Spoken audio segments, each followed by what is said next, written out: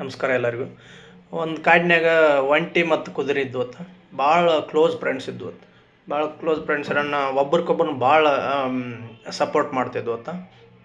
ಕುದುರೆ ಭಾಳ ಜೋರು ಓಡ್ತಿದ್ದತ್ತ, ಒಂಟಿನೂ ಹಂಗೆ ಹೈಟ್ ಇತ್ತತ್ತ ಮನಗಂಡ. ಅದು ಭಾರಿ ಉಷಕ್ನಾಗ ಜಾಸ್ತಿ ಓಡಾಡೋದು ಇದು ಮಾಡೋದು. ಅದಕ್ಕೆ ಒಬ್ರಿಗೊಬ್ಬರನ್ನ ಭಾಳ ಸಪೋರ್ಟ್ ಮಾಡ್ತಿದ್ದತ್ತು. ಒಂದು ದಿವಸ ಕುದುರೆಗೆ ಅಹಂಕಾರ ಬಂತದ್ದು.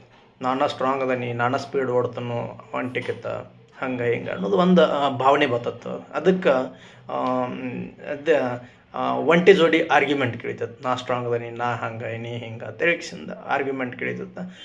ಆರ್ಗ್ಯುಮೆಂಟ್ ಕೇಳ್ಯಾನ ಒಂಟಿನೂ ನಾ ಏನು ಕಡಿಮೆ ಇಲ್ಲ ತೆಗಿಸಿಂದ ಅದು ಆರ್ಗ್ಯುಮೆಂಟ್ ಮಾಡಕೈತಿತ್ತು. ಎರಡು ಜಗಳಾಡಕೈದ್ವು. ಜಗಳಾಡಕತ್ತಾನ ಕಡಿಕೆ ಒಂದು ಡಿಸಿಷನ್ಗೆ ಬಂದವತ್ತ.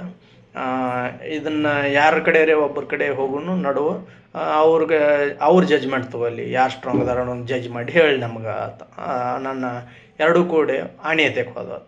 ಆಣಿ ಎತ್ತಕ್ಕೆ ಹೋಗೋಣ, ಆಣಿಗಳು ಹೇಳಿದತ್ತ ಹಿಂಗೆ ನಾ ಸ್ಟ್ರಾಂಗ್ ಅದ ನೀ ಸ್ಟ್ರಾಂಗ್ ಅದ ತೆಗಿಸಿಂದ ಎರಡು ಹೇಳಿದವು.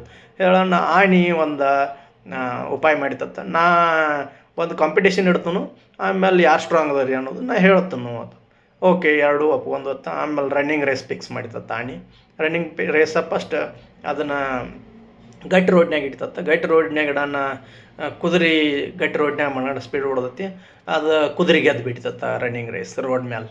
ಆಮೇಲೆ ಅದ ಸೇಮ್ ರೇಸ್ನ ಮತ್ತು ಆಣಿ ಏನು ಮಾಡಿತತ್ತ, ಅದನ್ನು ನಾ ಮರಳು ಗಾಡಿನಾಗ ಇಡ್ತನು, ಉಸಿಕ್ನಾಗ ಇಡ್ತನು ಅಂತ ಹೇಳಿದ. ಓಕೆ, ಎರಡೂ ಒಪ್ಕೊಂಡು ಹೊತ್ತ. ಆಮೇಲೆ ಓಡಿದೊತ್ತ. ಓಡೋಣ ಅಲ್ಲಿ ಒಂಟಿ ಗೆದ್ದು ಬಿಡ್ತತ್ತ.